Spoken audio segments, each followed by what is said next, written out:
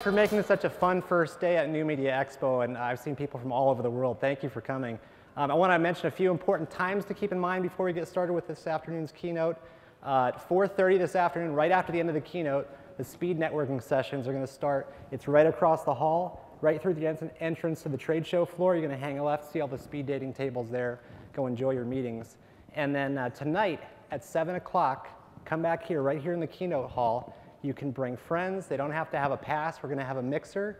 And then at 8 o'clock, Marshall Silver is going to do a live hypnosis show, and you're not going to want to miss this. Yeah, I'm excited, but a little scared too. I don't know if I want to be hypnotized in the audience. I want to walk around like a rooster or something. It's going to be fun.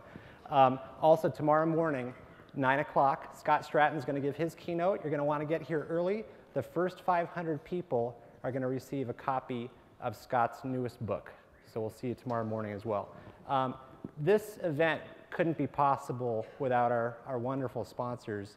And I'd like to thank our sponsors. Our platinum sponsor this year is Marshall Silver. You're going to enjoy him tonight. Thank you, Marshall, so much. Our silver sponsors, Dragon Search, thank you. .me, you've been with us for years. Thank you so much for your support. And IAW TV, we're so happy to be partnered with you. Our bronze sponsors, Podcast Answer Man and Podcasting A to Z, Cliff Ravenscraft. Thank you so much, Cliff. I hope you're out there. Podcast One, thank you. US Army and WordPress, thanks for your support as well. Now, our live streaming is brought to you by Justin TV, our new streaming partner. New Tech that provided our great TriCasters for the live switching with multiple cameras, fantastic gear, and Tech Zulu for the live coverage. Thank you all so much for supporting the show and providing the live stream to enjoy for everybody at home. Now, today's keynoters, I'm going to tell you a little bit about them. Brad Wyman has produced over 40 feature films, including Look, Freeway, and the Oscar-winning film Monster, starring Charlize Theron. And he no longer uses old-school traditional methods to fund his passion projects and films. He's now funding everything online. And prior to joining the FundAnything.com team, Brad ran the film, web, and TV vertical for Indiegogo. And in less than a year, he helped them triple their transactions. This guy really knows how to get it done. His latest crowdfunding success on FundAnything.com has included 2 films. He's raised over $1 million. And one of those is Penn Jillette's director's cut. You're going to see something about that shortly. And Penn, as most of you know, is a world-famous magician. He's a musician. He's a best-selling author. And he also has a weekly podcast called Sunday School. You're going to want to check that out. Now, Penn connects with over 2 million fans and friends on Twitter. And he's going to be out here to talk about the latest success that he's had with Brad. They crowdfunded his new indie film that's going to be coming out called Director's Cut. And for the very first time, you're going to see Penn Jillette as the bad guy. So please, let's give a warm New Media Expo welcome to Brad Wyman and Penn Jillette.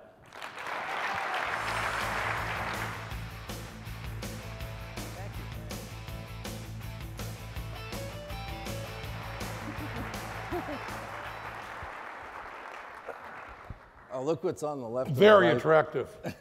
Very, very attractive. You know, without your glasses, my God, you're beautiful. You know, Penn, just to set the tone, Okay. to get everybody right into it. Okay. You know, I thought everyone could get a little taste of what Director's Cut, Penn's new feature, was by the way of your crowdfunding pitch video. Sure, sure. Can we run that? And then we'll get into some conversation. Roll the clip. Hi, I'm Penn Jillette. I'm more than half by weight of Penn and Teller.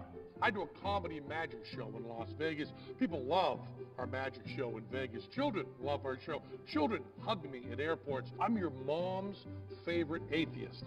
I'd be nice to your mom. I wear glasses. I read. I even went on The Celebrity Apprentice to raise money for people with intellectual disabilities. I'm a big guy with a lot of crazy ideas, but I've tried so hard to be nice.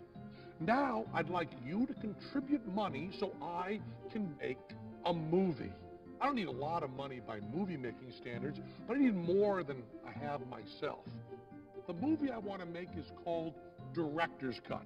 I've already written the script. It's really nutty, and I'm way proud of it. I've teamed up with my favorite director of this century, Adam Rifkin. Now, Adam's done a lot of great movies, but the one that kills me is a movie he did called Look. It's wonderful, terrifying, scary, smart, clever. He's directing this little video we're doing right here.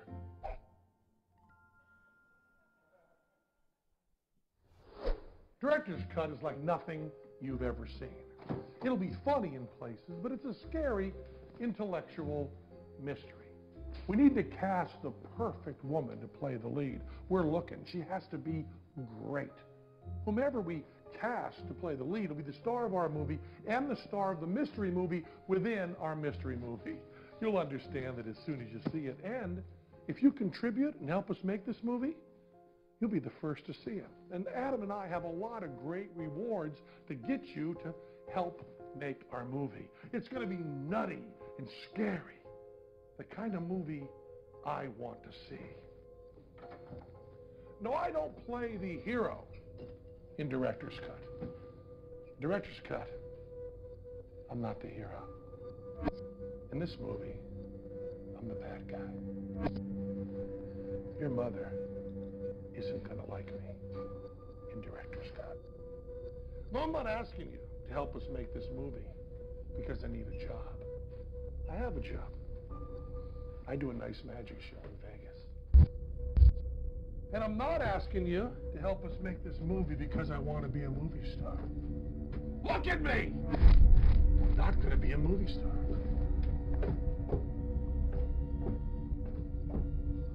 I want to do this movie because I'm so fucking sick of being a fucking nice fucking guy.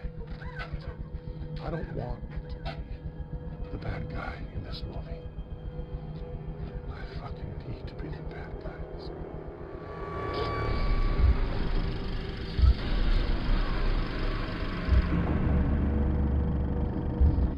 Give me money, and I'll be such a fucking bad guy. You'll remember that I'm really a fucking nice guy in the real world.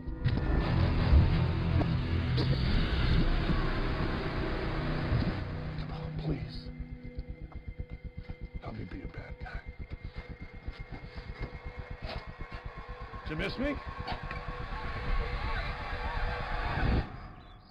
For Director's Cut, Adam will be the director, but my psycho character thinks he himself is the director. But it's just a character. Adam will be in control. If you'd like to help me realize my dream of being the creepiest bad guy you've ever seen, contribute to fundanything.com/Penn.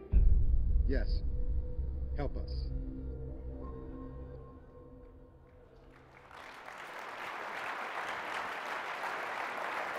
So,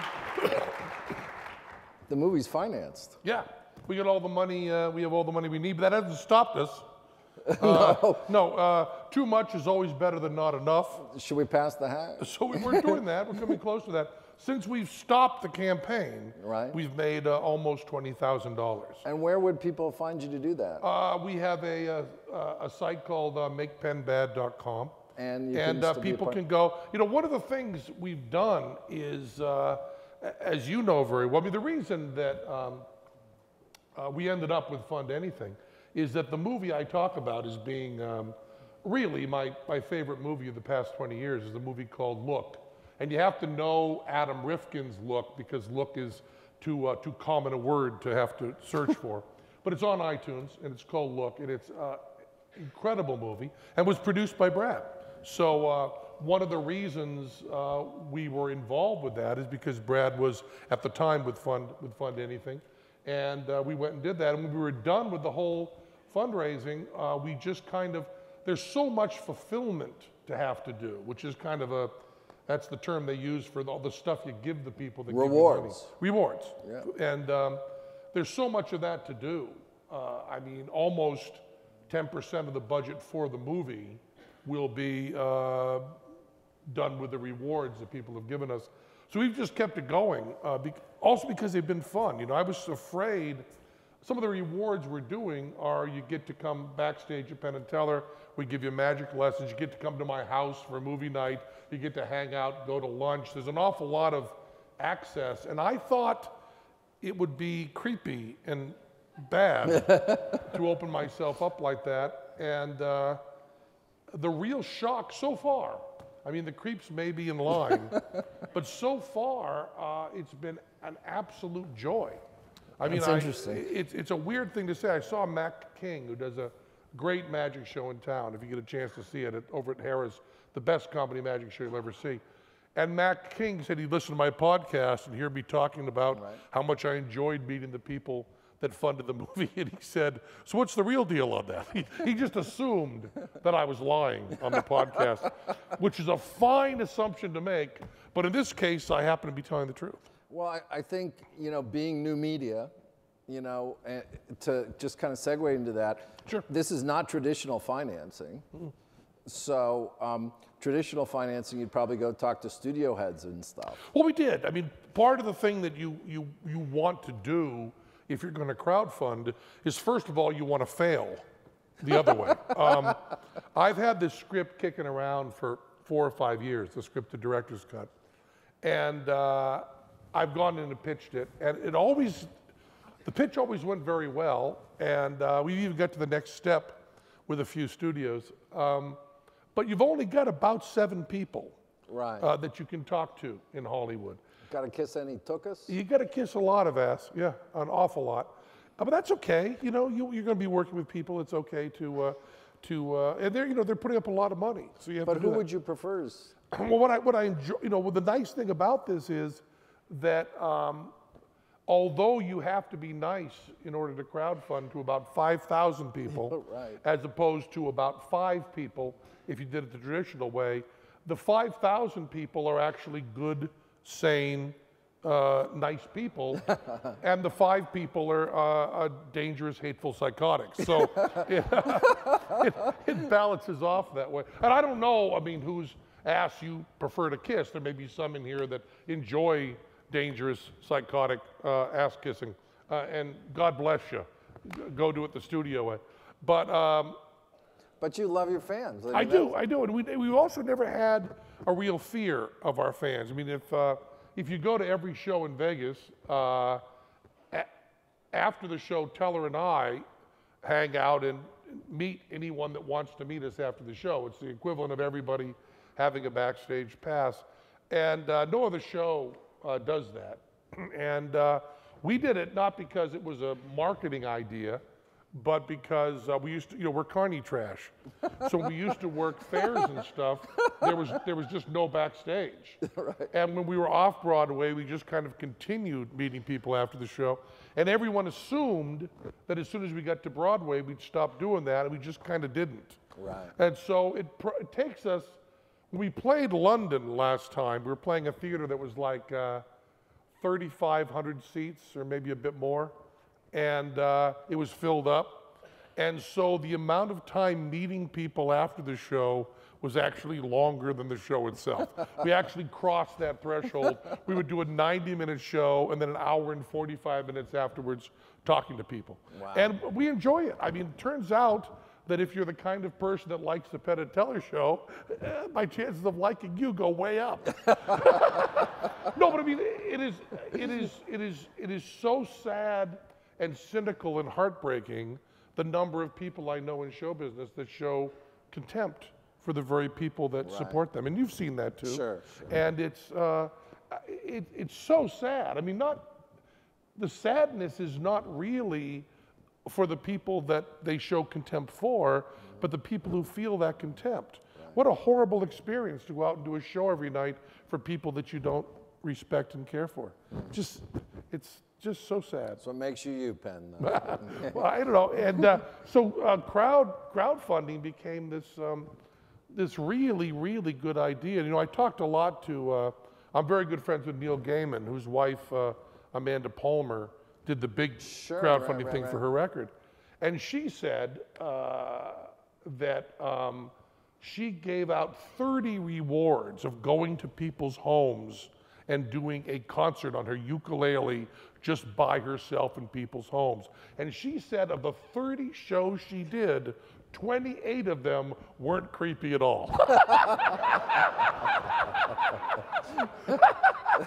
So I'm going for that same ratio. So we got a taste, but tell us a little bit more the inspiration, and then also some of the different cool new media things that even have to do with the site and crowdfunding and being on the set. I mean, give us a taste a little bit, Penn. Well, what we talked about when we first started doing this was I have a bunch of Twitter followers. Yeah. And what you end up doing is my Twitter has always been done by me alone. And by just a tad short of 2 million, because I know you're so big on Yeah, honesty. it's 1.9 or something. Yeah. But I always have done it myself. Right. And there's a lot of marketing people that take over, celebrity accounts and stuff. But I've always typed it in myself, and without really much direction or idea of what to use, what I was trying to accomplish. It really was kind of what they designed it for. I really was just kind of typing things that popped into my head. So when it came time to do the crowdfunding, I ended up burning a little bit of my Twitter. Because I was doing so much of contribute now, click here, do this, which you just have to do. There's no way around it.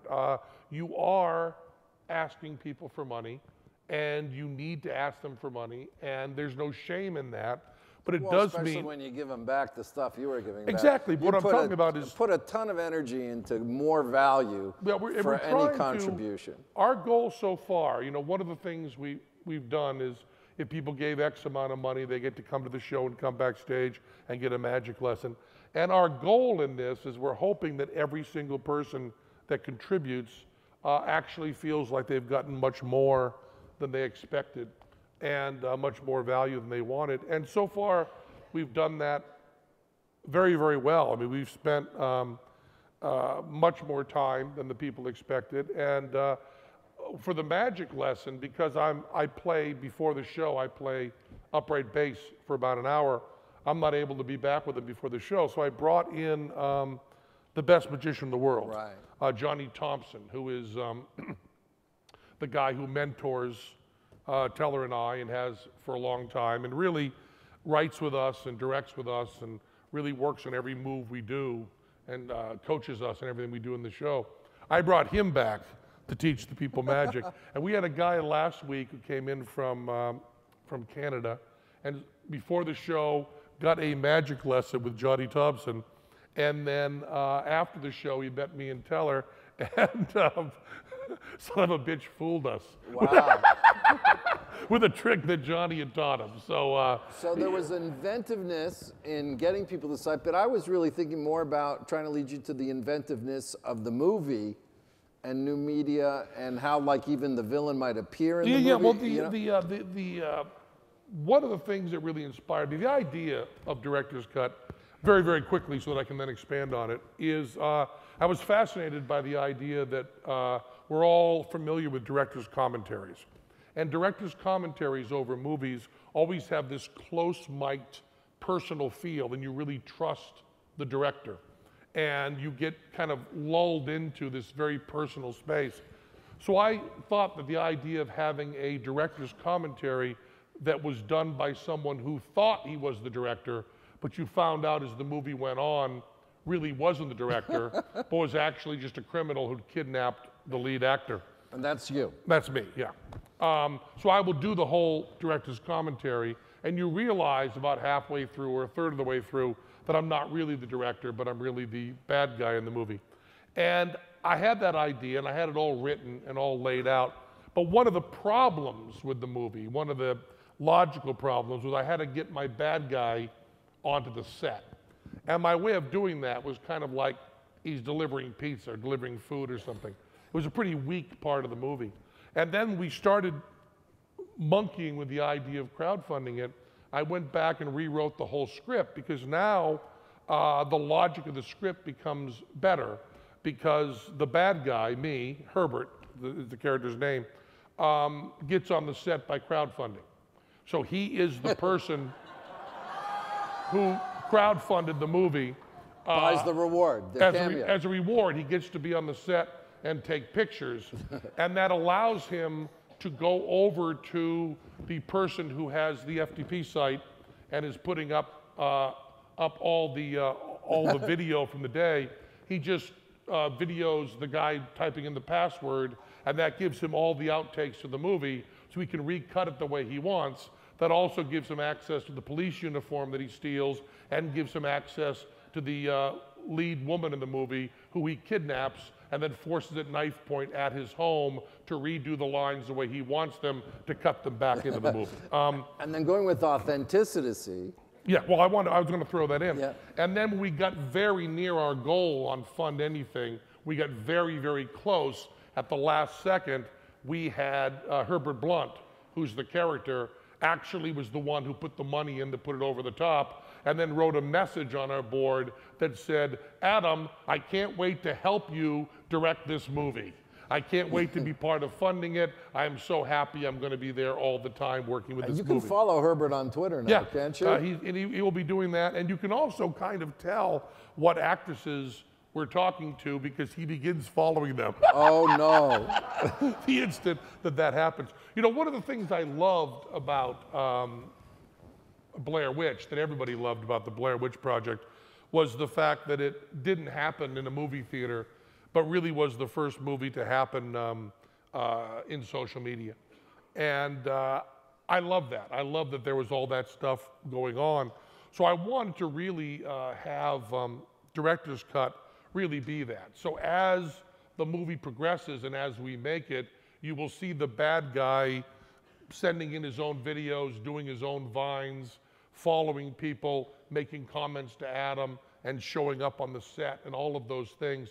So I'm hopeful that this movie will be bigger than just the 90 minutes that happens. Not bigger in terms of sales, but bigger in terms of the sloppiness of it and where it really happens. Well, I think that's brilliant. I mean, the inventiveness of you know, using everything that's available to you. Well, one of the things I did, and you might like this, is one of the rewards you have on the crowdfunding site is you get to have a line in the movie. Right. Right. That's one of the big things that every film that crowdfunds does, is you get to have a line in the movie. Well, our movie, because part of the subject is crowdfunding, and because Herbert the bad guy is on the set filming them making the movie and cutting that into his movie right. While they make this other movie, the way we're doing the lines is that Adam Rifkin stands up with a bullhorn with all the other people and says, okay, who's here from the crowdfunding that has a line in the movie? And they raise their hand and line up, and then Adam goes, okay, let's hear each of your lines, which don't appear anywhere else in the movie. So I just want to let you know, if you want to get meta on my ass, I'm there to meet you. So we've now talked about new media and how it's all working within the picture and all the different ways it's going to be continue to promote and work it. Where are we? When are we going to make this thing now? We are right now. The money is in the account and ready to go. We have hired Dory Zuckerman, who's a pre-production. Pre-production. I love that. We're in pre-production. We've hired. And by the way, days after he's funded. You know? We actually started on paper pre-production before we were completely funded. Wow. We actually had Tevin and doing budgets and so on. And right now, one of the rewards that everybody gets, even if they put $10 into the movie, is they get a copy of the script. As I say on the crowdfunding page, spoiler alert, it's the fucking script. Not going to be a lot of surprises if you read the script ahead of time. There's only, 5,000 people. Right, sure. You know. But Adam very much thinks, and I think he's right on this, Adam Rifkin, the real director of Director's Cut, although I'm the pretend director, Adam thinks that we should have our lead actor, the woman that's going to be the star of the movie, in place before the script goes out to everybody. That makes sense. Because he just thinks it's respectful to have her have the script first. So right now, I can't tell you who, but right now, our top 2 choices for stars of this movie have the script. And the preliminary stuff is that all the people around them, the managers and agents, really like it, and they're reading it over. And if either one of those 2 says yes, then we start as soon as she wants to. The nice thing about crowdfunding is our movie is a very low budget movie. We have, $1.1 million made this movie, which is a very, very cheap movie. But then again, there's all sorts of expenses that you don't have when you're crowdfunding. Sure. The studio isn't there, sucking off a lot of that money to keep their operation going. You don't have completion bonds. Right. You don't have any of those. Bank interest? No, none of that. Yeah. There's none of that to pay for. So actually, a $1.1 million movie should look like a $2 million movie. I mean, it's personally why I fell in love with crowdfunding. I mean, I'd made many pictures at that budget, and the financing comes in immediately. No papers, no documents, it's in your bank as the transactions happen. And then you really have, a real capital to work with and not all these fictional numbers. I was having this argument with Patty just the other day. Wait a second, the budget I signed for was this. How come we only had that much to make it? And Patty did Monster with me.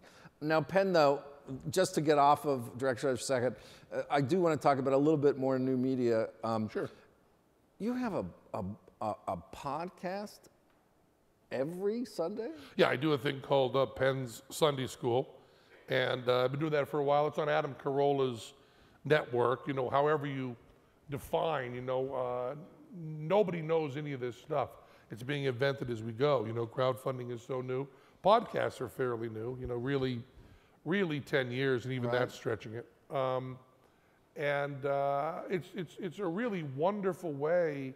I just love how we're becoming completely unstuck in time. I mean, we have people tweet me that they listen to the podcast every week at the exact same time, and that's not the time that I do it. It's just part of their schedule, works into their routine.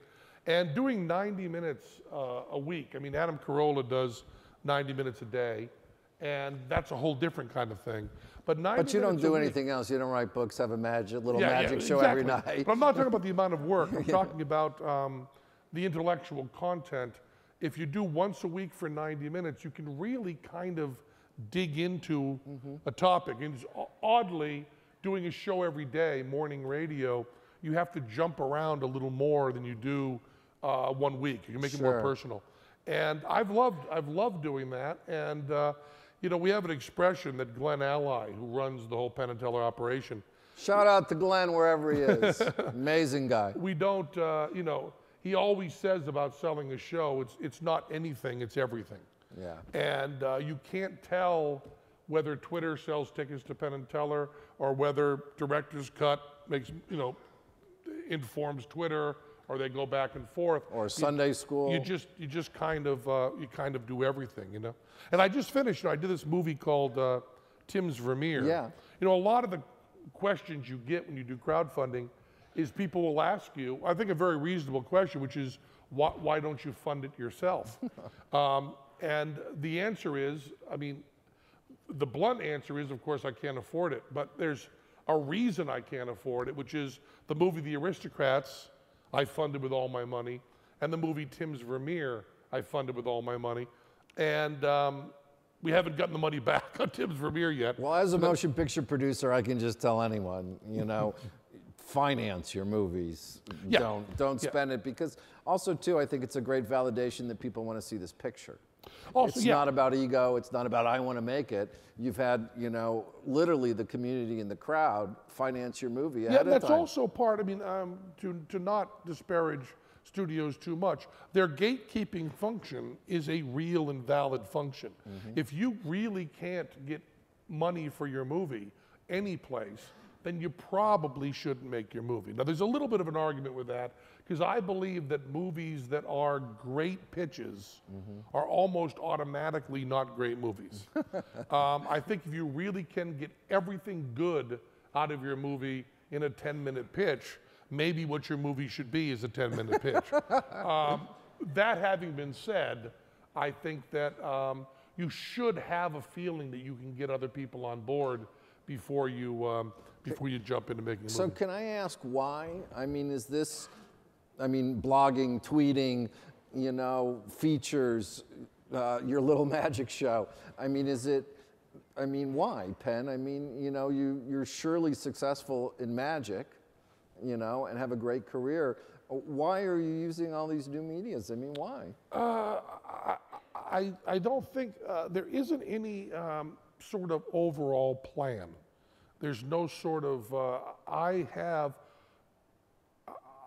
the success I've wanted. I mean, all I wanted to do was do shows with Teller, and I've completely accomplished that. And there's no sort of, we're using all this to build up to some big plan. As a matter of fact, if we were a big corporation and we had that, you know, big sales meeting where we said, here's our plans for 2014, we don't have them. And we would be like, what we'd like to do, everybody, is we'd like to do more shit that we want to do. Thank you.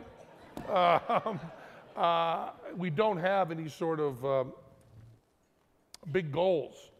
But all I've ever wanted to do, you know, when I grew up in a, you know, dead factory town in Western Massachusetts, and all I ever wanted to do was have ideas and then give them to other people. Right. And a magic show was a really, really good way to do that.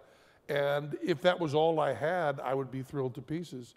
But with other stuff there, I just love doing it. I mean, Twitter, the idea that we're breaking down this funnel that, you know, in order to say something I thought was funny in the 80s, to have people hear it, I mean, people more than my friends, I really had to go through all the gatekeepers of Letterman or Stern or Rolling Stone or People Magazine, or all those. Even a publicist. Sure, you have to go through all of that. And I mean, this has been the downfall of many people, but I've liked it, is I can get an idea and write it on Twitter instantly and also get feedback. I may be the only one that I know who has over 1 million Twitter followers that I believe, and I'm always afraid to make promises that aren't true, but I believe I do not necessarily answer, but I read every single Twitter that's sent back to me. And when I was doing Celebrity Apprentice and I was sequestered for 5 weeks, I probably missed several hundred. But in general, go to read them all. That. I put aside probably 2 hours a day to read everything I get from people, and it's wonderful. It's like I like to talk to people who want to talk to me. So is it fair to say it's because it's there that you do blogs and tweet? Yeah, it took me a long time. I mean, I know some of the people that were involved in starting up Twitter, and they gave me. It's one of the reasons I don't have real Penn Jillette. I just have Penn Jillette, because they gave me, in the first list of Twitter addresses, they just gave me Penn Jillette. And for the first year, I did not know how to use it. I did not understand it at all, but I just kind of kept toying with it a little bit, and then got a feel for it that I really enjoyed. And I've had a Vine account since the day they started, and just after watching Brian Koppelman do his wonderful screenwriting, 6-second screenwriting lectures, which are wonderful, I finally got a feel for how Vine seems right for me. So it's just been the past 2 weeks I've started doing Vines, you know, every other day or something.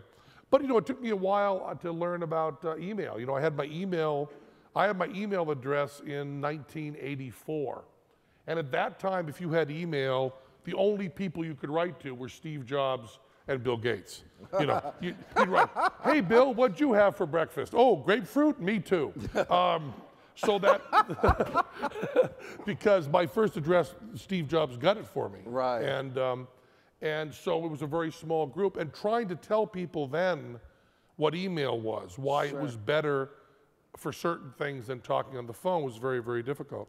And then as each thing comes in, you know, texting and Twitter and Vine and Instagram, Podcasts. and Snapchat and podcasts get popular, you have to learn all over again what that kind of communication is. I mean, talking on the phone is very different than talking in person. Email is different from that. Text is different from that. And I just love learning about it. I mean, when I first, you know, nobody in this room had the experience of learning about email. You were all born with email around you. But that wasn't true for me. And I got to learn about that. Yeah. Well, is that not true? There's some people? Well, I think though it's... Some people almost my age or something? What I think what's fascinating, and it's why I've converged, you know, to financing online, and I will continue to do so, is that I don't believe there's an excuse anymore, you know, for anything. If you want to make music, put it out. If you want to make videos, put it out on YouTube. If you want to promote it, start tweeting and doing Facebook. If you want to podcast, film it. None of these things cost really any money, to be honest. So if you are expressive and you are super creative, you know, we now live in a wondrous time where all these tools are available to us. I don't think, you know, magicians 60 years ago, you know, had a chance to do all of the different things that you're getting to do. Boy, it would be cool if a magician 60 years ago was tweeting. Wouldn't it? Yeah. I don't know. Do we have any time back there, Mike? Do we have any time left? I can't, because I can't read it, by the way. I think it says 1727. Penn, should we take some questions? Sure, we'll take questions. Anybody want to ask Penn a question? I think we could put the house lights up. There's a mic there. Look, there's absolutely no one. No one there. Then we can We've answered every single question. But wasn't it? There's someone here. There's a mic right there in the middle. If you want to get up. But you know, I think it was Cocteau that said that movies wouldn't really be art until the tools were as cheap as a pen and a pencil and paper. And we're coming really close to that. We're coming really close to it being cheap enough to be able to do that and really make things. Of course, you know, there still is a very, very good reason not to do your own films or your own podcasts or your own music, and that is if you suck. You'll find out, though. Yeah. You know, you'll find out rather than... I mean, I get a little worried when we do all this inspirational stuff where we tell people, go out and create your art and everything else. No, there's some things you shouldn't be doing. Go ahead, young lady. Hi there. I just want to thank you so much. It's been really exciting to hear you speak. And a couple things. First of all, my brother-in-law is a dead ringer for you, so if you ever need a stand-in pen, I'm sure Ted would do it. Yeah, you know, so many... Any big, fat, ugly guy with a square head, everybody tells that person they look just like me. And I always want to say, you know, they so much would rather be Brad Pitt looks alike. You know? I know. So the other thing I want to tell you is I just want to thank you because I have a son who for some reason got involved in Celebrity Apprentice. He was in high school. We watched it. We loved what you did. He just went to college, he's majoring in marketing, and I think a lot of it had to do with what you folks did on Celebrity Apprentice, and I watched how with your crowdfunding you use collaboration, and I thought about on The Apprentice how you bring in your partners. I just love that theme, and just thank you so much. So. Bravo. Well, thank you, thanks, yeah. Well. Please introduce yourself to everybody when you come to it. Yeah, I'm Barbara Rosconi, and I write the blog Wired PR Works. Oh, fabulous. Oh, sweet, people are having... And who are you? Hi. I'm Andrea Vall, and I am co-author of Facebook Marketing All-in-One for Dummies. I just had a question about how do you know if your art sucks? Yeah, you know, I've just been having this argument with Brian Koppelman. Who's Brian Koppelman? Brian Koppelman wrote Rounders and Ocean's 11, 12, 13, all those things. He's a fabulous screenwriter, and he's been doing all this inspirational stuff, telling people, you know, go out and do your art. And I said, unless you suck. Charles Bukowski, you know, the great poet and writer, said that the best service you could do to anyone who was going into the arts was to discourage them, to tell them they had no talent and they were awful and they should quit. Because anybody you told that to who would quit because of what you said should not be in the arts. So I think there's an argument although I'm not the one who's willing to do it, there's an argument that making it difficult is an okay thing. I mean, you really, if you have to decide if you want to be a writer, you probably shouldn't be a writer. If you're not getting up every day and writing for 2 hours just automatically on your own with nobody, with no sort of gun to your head and no sort of promises to yourself, you probably shouldn't be doing it. I mean, everybody that I know that writes doesn't really have a choice. I mean, if I had another job, I would still be writing the same amount I'm writing. Thank you. Hi, my name's James, and I'm uncomfortably slouching. I have 2 questions because I'm a greedy jerk. First is specifically for Penn. Being that in the past on your podcast you've talked about being extremely scared of horror movies, what made you decide to do a horror movie? And then for both of you, in terms of crowdfunding, how are you going to remain, I guess, legally accountable for the funds that they were all used appropriately? And just in terms of background on the accounting on that sort of stuff, what do you do to ensure to people that the money's going to go to stuff having to do with the movie directly rather than just, you know, paying a production assistant to go get coffee? Yeah, well, one of the things you will is you'll pay a production assistant to go get coffee. I mean, you're not trying to protect against that. That's one of the things. That's one of the things that happens in making a movie. You do need production assistants, and they really should be paid. I'm making a horror movie because, you know, I was terrified by any sort of slightly scary movie, but I realized that so much of the intellectual ideas I was interested in were happening in horror movies that I had to get over that. George Romero's own description of Night of the Living Dead does not use the word zombies. His description of the movie is, it's a movie about what happens to America when a truly radical political system takes over. That was his description of it. Dawn of the Dead, George Romero's movie, although James Gunn did a wonderful version after, Romero's original Dawn of the Dead, which is my favorite movie, I like because it deals with the importance of society and interaction with people you don't know personally, how important that is, and how paradise cannot exist even with material wealth, friendship, sex, and love. You still need society around you. That idea for a movie. And I think that because horror movies and also graphic novels and so on deal with such big subjects, life and death and fear and terror, they allow the intellectual to hitchhike along with it. And I wasn't willing to not have that. And the ideas of director's cut are much more important to me than the scares. Kind of like in our magic show, the idea behind the tricks may be more important than the tricks, but we still try to do tricks that are really good. In answer to the accountability... I'll finish that one off for you, Okay. Ben, and we'll get to the next question. This is a direct-to-consumer contract. And if you don't act like Penn has acted, which is to overcompensate and make your consumer, the person that's bought the reward, think they've gotten more than they've bargained for, then you won't be crowdfunding again. So that's my answer. Yeah, and also, in kind of a deeper answer on the accounting, there's a lot of stuff on the crowdfunding that nobody knows. I mean, there's all sorts of questions about... I learn from Emily every day. Sales tax, and all sorts of taxing and interstate stuff that just nobody knows yet.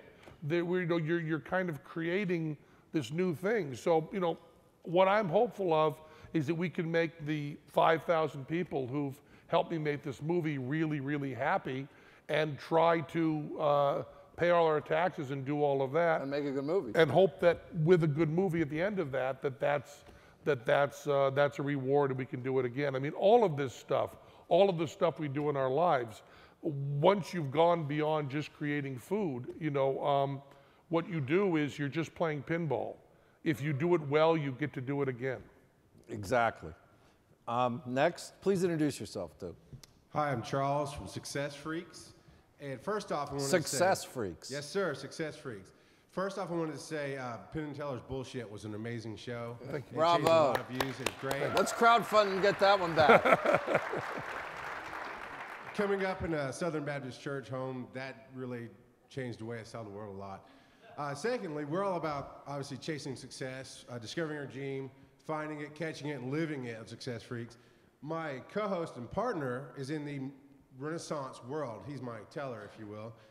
We get that a lot because he's short and I'm tall. But we know you came from the Renaissance. Teller's 5'10", but go ahead. Well, you're no longer teller, sir. You're like 4 foot. That's okay.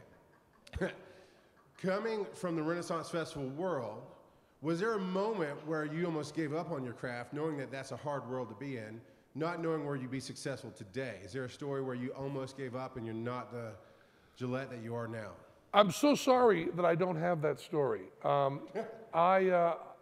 When I was doing terribly, I thought I was doing fine. My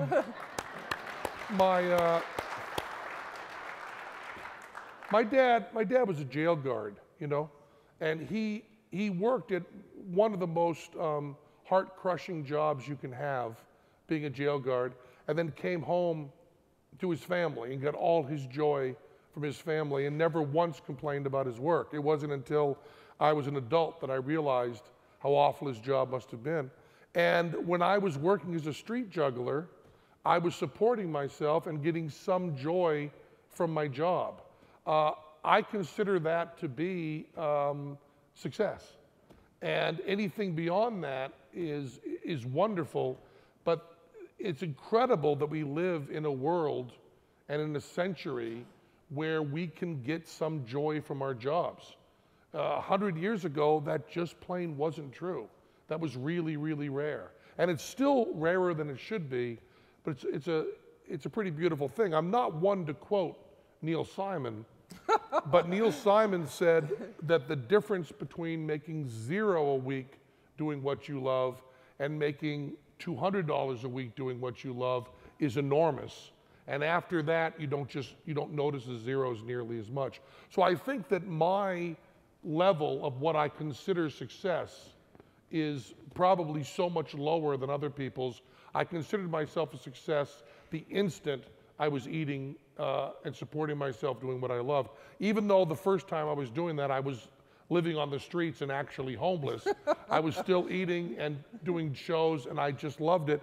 And I was thrilled to pieces. One of the problems when we hit Broadway was that a lot of the interviewers would talk to us about, let's talk about the horrible conditions you went in before you made it big off Broadway. And Teller and I would just always answer, no, well, we were wicked happy. You know, we kind of bummed their shit because when we were doing Renaissance festivals, I was having a fabulous time. And when we were Carney Trash, we had a fabulous time. And playing 100-seat theaters that had 50 people in them were fabulous. We were creating stuff and people were applauding for it. And in my heart, I can't really tell the difference between 200 people applauding and laughing on a street situation, a Renaissance festival, and 200 people applauding and laughing on Letterman. I know intellectually that the Letterman people may represent 1 million, but in my heart, I can't tell the difference. So no, there was no time I wanted to give it up because I have no other skills. If I don't do show business, I just go to jail. Who's next? Boy, I like that one. Dr. Mark Vaughn of the Auburn Medical Group podcast and YouTube channel. I have to thank you for your work on, I found it on YouTube, on telling people about the truth of vaccinations and how they work. And that we need to look at the numbers and what happens when you look at groups that are compared against each other, what the truth is. Thank you for that. Well, yeah, thank you. On the bullshit show, the show that I had to push for the hardest was to do the vaccine show. And it's a complicated thing to say because bullshit, the idea was we always had to state everything in the negatives. It was the bullshit of the anti-vaccination people. And I had to argue with Showtime forever and insist that we'd be able to make that sexy and funny. And that's why when we give the real medical information in the middle, it's delivered by a topless woman. But I did write it. But thank you. The vaccination show is my favorite of all, whatever it was, 90 bullshit shows. Thank you. Please introduce yourself. Hi, my name is Alan Martindale. I'm a podcaster and a student filmmaker. My question is, it really can apply to both of you, but is particularly for Brad. You know, you seem to have really embraced social media and the crowdfunding and whatnot. How do you think the rest of traditional Hollywood, are they adapting to what's going on in social media and the different opportunities? Well, Hollywood is always the last to get it. In fact, you know, I don't even know if they've still embraced digital technology yet. So, but I think, you know, everybody is looking for new and exciting alternatives for financing.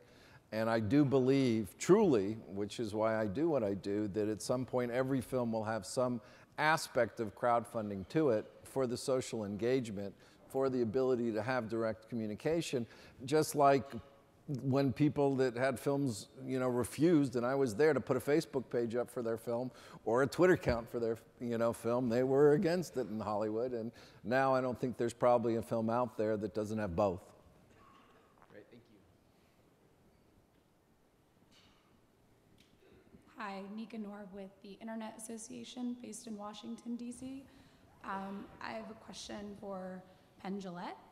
With technology being integrated in various industries in really unexpected ways and startups kind of coming out with all these awesome new ideas, do you have any plans to further integrate new media into your shows, like coming out with an app or a new magic trick, maybe make my text messages disappear? We have done. It's interesting. There's a Penn and Teller app with a really, really good card trick. When we put it out, we didn't put a lot of muscle behind it. We had other stuff going on then. It was right when we were launching a TV show and stuff. So we didn't do a great deal of support for it, and it wasn't wildly successful as an app. It didn't sell a zillion, but it's really successful as a trick. And it really fools the shit out of people. So yes, we did do an app like that. You don't want to do technology in a magic show live. Magic used to be on the forefront of science. They would always do stuff with, I mean, they were the first to do stuff with ether. Electromagnets were first done. Of course, movies were first done by magicians and shown as part of magic shows. But now people are so tech savvy that we have never been able, even for a second, to get ahead of the audience. There's nothing that we know about that the whole audience doesn't also know. So when it comes to doing a magic show live, it's better to stay away from technology and go with good old-fashioned lying. Thank you. So just a couple more here. 3 more questions there. Hi, guys. Thank you for being here and sharing some time with us. My name is Chris Kern, and my podcast show is called Social Media Unscrambled. And I had a question. How'd you do that? Yeah. Right? So, Penn, I wanted to ask you to predict the future of social media. Do you have any ideas or opinions of what the future is going to bring? It's going to get better. Next question. No. If I had any of the ideas, I would, I'd be doing them. I'm a follower in this. You're not going to get new breakthrough ideas on social media from someone like me. We know the kinds of people that come up with that stuff, and they'll keep doing it. And the one thing that bullshit preached over and over again, and I talk about on my podcast, is that 2 things are almost always true. One is the world keeps getting better, and 2 is people just keep thinking it's getting worse. We're getting better on every front, and the stuff we're doing now. I mean, my children are 7 and 8. And I'm amazed to just think that they won't be dealing with Twitter or Facebook or anything we have now, but there'll be all sorts of better things. And it all has to do with, it comes down to people. The fact that we can communicate instantly with people all over the world, and the fact that we can share our hearts with people who aren't in the same room with us is just, it's beyond any wild utopian fantasy that any writer or creator has ever had in history. It's all good, and it's going to get better. Thank you, guys. 2 more.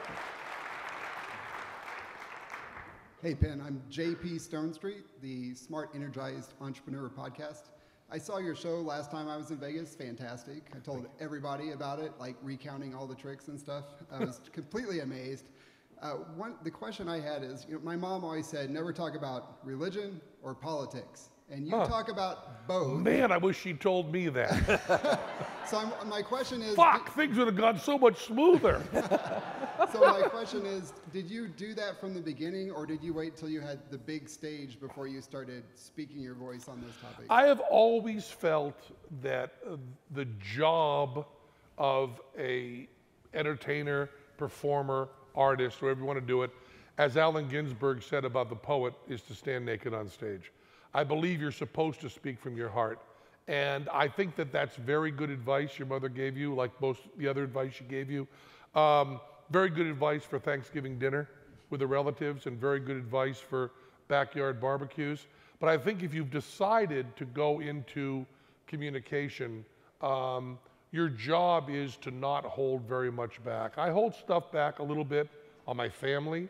I hold back on how the tricks are done because that's part of my job, or I hold back on some of the tricks.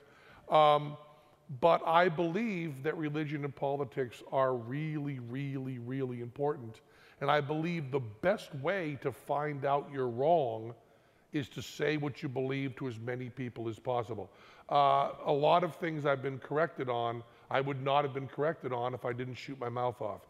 And I think the best way to find out how what you believe holds up is to hold it up for scrutiny. There's a great book by Jonathan Rauch, which is called Kindly Inquisitors, that really talks very much about taking the marketplace of ideas into the 21st century. So I think it's very important to talk about religion and politics because they matter. And the answer to the actual question is, I always have. That isn't a new thing at all. Thank you. One final question. I can't believe I'm the first person to say this, but I'm so excited to be making a movie with you. Oh! Thank you so Bravo. much. Thank you. My name is Adrienne Ashley, and I am a super pimp at Wow Is Me. And actually wasn't a question, I just wanted to say you have a heavy influence on my son, who figured out how to hack the parental controls on my TiVo so he could watch your show. Good thinking. So thank you for being such a good influence. Well, thank you. Nice thing to say. Thank you. I want to thank Penn Jillette for giving us an hour of his time. This is truly one of the leaders in all aspects of new media. Thank you. You touch them all, and I was excited to just be a small part of helping Brad Wyman. your picture get financed.